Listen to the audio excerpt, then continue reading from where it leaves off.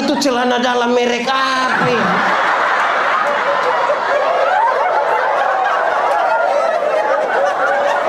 Kalau hujan bisa ditutup, itu Jakarta itu tidak akan ada banjir, tidak akan. Tinggal semua masyarakat Jakarta pegang dia punya. Lalu gubernur hitung 1. Memang kalau kita percaya Tuhan begini nih, kita bahwa manusia berbeda dengan ayam. Amin. Manusia beda dengan ayam, betul? Ya. Saudara lihat kisah penciptaan. Waktu ingin mencipta ayam, Tuhan cukup berfirman jadi ayam. Waktu cipta sapi, cukup berfirman. Cipta semua, Tuhan cukup berfirman jadi. Tapi ketika ingin menciptakan manusia, seolah-olah ada hitung-hitungan, seolah-olah ada beri pertimbangan. Kenapa? Karena kepada manusia akan diberi kuasa untuk menguasai seluruh ciptaan. Dia tidak boleh sama dengan ayam. Setelah hitung-hitung baru Tuhan bilang begini, baiklah sekarang manusia diciptakan. Maka dibedakanlah manusia dengan ayam. Apa itu? Ayam hanya diberi 1 kehidupan saja. Berapa kehidupan? Tapi manusia diberikan 3 kehidupan sekaligus. Apa itu? 1, manusia diberikan tubuh yang hidup. Tubuh manusia ini hidup semua. Dari ujung kaki sampai ujung kepala hidup semua. Dulu kita punya berat badan hanya 37. 1 di sini, 1 di sini, 1 di sini. Kenapa? Karena tubuh kita hidup. Saya baru cukur kumis 2 hari lalu, sekarang dia tumbuh sembarang saja. Kenapa? Karena tubuh kita. Yang ibu-ibu, yang nona-nona baru cabut ini alis mata, lukis dia rapi-rapi, dia tumbuh lagi kok tidak? Tumbuh lagi kok tidak? Kenapa dia tumbuh? Karena tubuh kita hidup. Tapi kalau baru begitu, kita belum beda dengan ayam. Ayam juga bertumbuh. Betul kok tidak? Ayam bertumbuh. Kedua, ini tidak ada di ayam. Manusia diberikan jiwa yang hidup. Diberi apa? Jiwa itu apa? Manusia diberikan akal dan perasaan. Perjumpaan antara akal dan perasaan membentuk karakter manusia. Ayam itu ada otak tapi tidak pakai otak. Makanya tidak ada sekolah ayam. Atau di Halmahera Barat ada sekolah ayam? Tidak ada. Ada otak tapi tidak pakai. Ayam itu ada hati. Ada kok tidak? Dia punya nama? Hati ayam. Ayam ada hati tapi tidak pakai perasaan. Makanya ayam itu tidak pernah cemburu. Di sini ada yang biasa cemburu. Ya karena dia manusia lah, makanya dia cemburu. Ya, perjumpaan yang berimbang antara akal dan perasaan membentuk karakter manusia. Ketiga, manusia diberi roh yang hidup. Diberi apa? Roh itu apa? Roh itu menghubungkan manusia dengan Tuhan Allah. Roh itu mendorong kita untuk mencari Tuhan. Roh itu membuat manusia gelisah kalau dia tidak berdoa. Roh itu membuat kita mencari di mana tempat untuk kita berjumpa dengan Tuhan. Saudara lihat sekarang, punya tubuh yang hidup, jiwa yang hidup, roh yang hidup. Terbatas itu? Tidak, tambah lagi. Gambar dan rupaku kuberikan kepadamu. Gambar itu apa? Hakikat Tuhan Allah yang kekal dan kudus dikasih pada manusia. Rupa itu apa? Kesempurnaan itu ada pada manusia. Saudara lihat sekarang, punya tubuh yang hidup, jiwa yang hidup, roh yang hidup, tidak dibatasi oleh ruang dan waktu, kekal, kudus dan sempurna. Dalam ciptaan yang sangat baik, Tuhan bilang begini, manusia, dunia ini kuberikan kepadamu. Engkau atur sudah. Dunia mau baik tergantung manusia. Dunia mau rusak pun tergantung manusia. Tambah 1 kalimat, ingat baik-baik. Tambah ini kalimat. Bahkan setan-setan pun harus tunduk kepada manusia. Bahkan setan-setan pun harus tunduk. Karena otoritas besar itu Tuhan kasih pada manusia. Saudara, pertanyaannya jadi gampang sekarang. Pertanyaannya jadi gampang. Boleh jawab. Kita takut setan atau setan takut kita? Boleh jawab. Kita takut setan atau kita takut setan atau setan takut kita? Yakin setan takut kita? Awas dia dengar. Saya ulang, kerinduan kita, saya mau kasih saudara, banyak orang rindu, setan takut dia. Kenyataan membuktikan kita takut setan. Kerinduan kita, kita menang. Kenyataan membuktikan kita. Kenapa begitu? Kenapa? Karena kerusakan otoritas Tuhan dalam hidup kita. Harusnya saudara-saudara, orang kalau punya otoritas besar dari Tuhan, ada orang kerasukan setan, dia tidak usah berteriak. Karena dia tidak, setan bukan takut kita pun teriakan. Dia takut otoritas Tuhan pada kita. Cukup katakan, setan keluar, keluar. Kita berteriak berhari-hari, dalam nama Yesus, tidak keluar. Jangan sampai kita yang takut. Dia takut otoritas pada kita, otoritas Tuhan. Saudara tahu, orang kalau ketakutan langkahnya sembarang. Orang kalau ketakutan sembarang. Saudara kalau belajar dari nasihat Rasul Paulus kepada jemaat di Efesus, dia bilang begini, doa orang percaya itu seperti panah-panah api yang memanah ini roh-roh jahat di udara dan berjatuhan. Saudara bayangkan. Tapi saya tidak tahu di Halmahera. Ada banyak ibu-ibu hamil di NTT. Itu keluar malam mereka tidak berdoa. Mereka ambil paku 10 cm tusuk di situ. Di Halmahera ada begitu.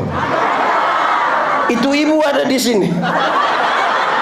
Siapa pun istri itu. Coba tadi saudara bilang setan takut. Setan mana takut paku? Kalau setan takut paku, minta semua gaji itu beli paku. Memang ada yang salah dari kita. Amin kok. Kadang-kadang saya heran, itu konde sudah ditaruh paku lagi, sisir besi lagi, gunting lagi.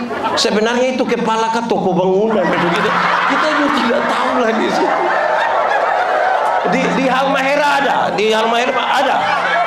Hanya satu kata sama-sama, bertobatlah. Kalau tidak bertobat minimal obatlah. Itu sakit itu sakit itu. Iya, saudara-saudara, saya mau tanya saudara dulu. Kalau tangan kanan gatal artinya? Tangan kanan gatal artinya? Mau dapat uang? Yakin? Siapa ajar saudara? Kalau tangan kanan gatal artinya dapat uang, maka orang Koreng itu pasti kaya raya. Itu bukan tangan saya yang gatal, semua gatal habis itu. Alkitab kasih tahu, satu-satunya cara untuk dapat berkat adalah, satu-satunya cara untuk dapat berkat ialah kerja. Apa? Kerja, bukan bagatal. Kerja.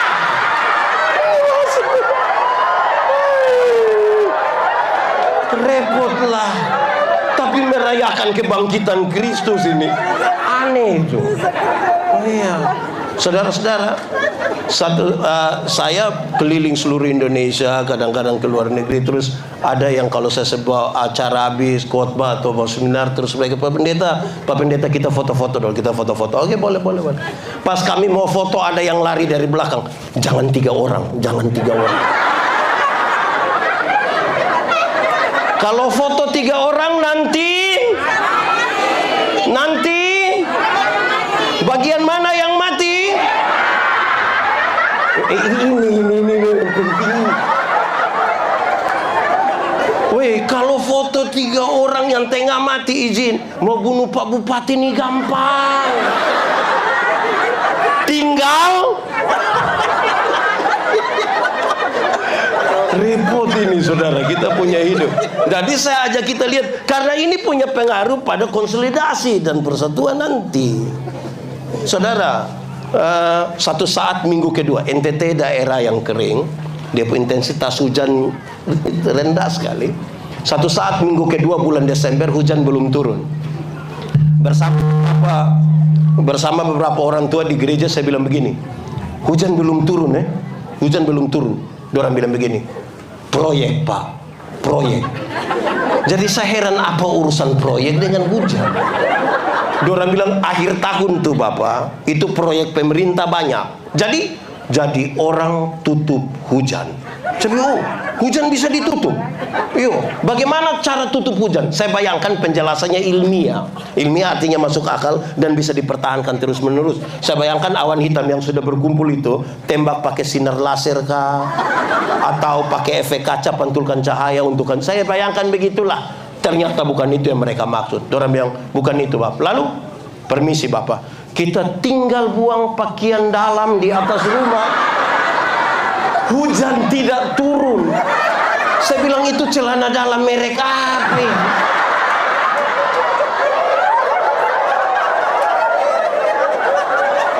Kalau hujan bisa ditutup,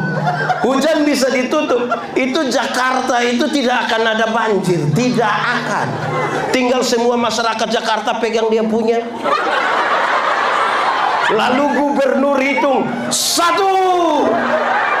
Memang kalau kita percaya Tuhan begini nih, kita repot. Di Halmahera sini ada di sini ikut ibadah. Itu repot kita itu, saudara.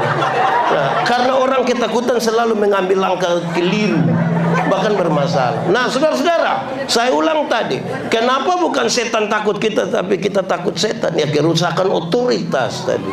Kerusakan otoritas ini terjadi karena apa? Jawabannya ringan. DOSA. Dibaca? Dosa di Taman Eden itu ringan. Dosa ialah usaha manusia untuk melangkah melewati batas. Semua tanaman dalam taman ini boleh kau makan buahnya, yang itu tidak. Waktu dia melangkah melewati batas, dosa. Ada 2-3 orang yang biasa minum sopi, minuman keras yang lokal di NTT namanya sopi. Di sini apa ya? Ah, itu sudah. 2-3 orang ini datang tanya saya, pendeta, yo boleh minum sopi kok tidak? Saya bilang, saya tidak tahu lah. Pendeta apa kita tanya, bukan jawab tapi bilang tidak tahu. Saya bilang dia, ada legenda Yunani tentang pohon anggur. Legenda ialah cerita yang latar belakangnya kita tidak perlu tahu, tidak apa-apa, tapi pesan-pesan moralnya kita bisa pakai. Legenda itu begini. Pengusaha anggur yang pertama di dunia ialah Nuh. Siapa? Waktu Batra itu kandas di Ararat, air surut, Nuh turun, langsung tanam anggur. Hafal. Hari pertama Nuh siram pakai darah domba. Darah apa? Domba. Hari kedua Nuh siram pakai darah singa. Darah apa? Singa. Hari ketiga Nuh siram pakai darah monyet. Darah apa? Monyet. Hari keempat Nuh siram pakai darah babi. Darah apa? Babi. Don tanya Nuh, apa itu? Nuh bilang begini, kalau engkau minum satu seloki, engkau akan tulus seperti anak domba. Karena itu tempat minummu ada di perjamuan kudus. Perbuatlah ini menjadi peringatan akan. Kalau berapa seloki? Kalau engkau minum 2 seloki, tadi pakai darah apa? Singa. Engkau akan kuat seperti singa. Dan itu tempat minummu di pinggir kebun. Orang-orang di kampung itu kalau masuk kebun kerja itu 2 seloki dulu, keluar 2 seloki, mau tidur 2 seloki, bangun 2 seloki. Saudara lihat kalau kita rame-rame begini, ada yang mau 2 seloki pasti di pinggir-pinggir di situ. Di sini ada juga. Macam-macam. Kalau engkau minum 3 seloki, tadi pakai darah apa? Monyet. Oh, itu tempat minumnya di atas pohon. Lebih banyak dia punya goyang-goyang.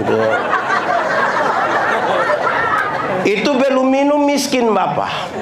Tapi 3 seloki dia bilang ambil tambah, ambil. Di 3 seloki itu ceritanya tinggi semua. Suara tinggi, isinya juga tinggi. Dan saudara tahu, banyak istri kena pukul di 3 seloki.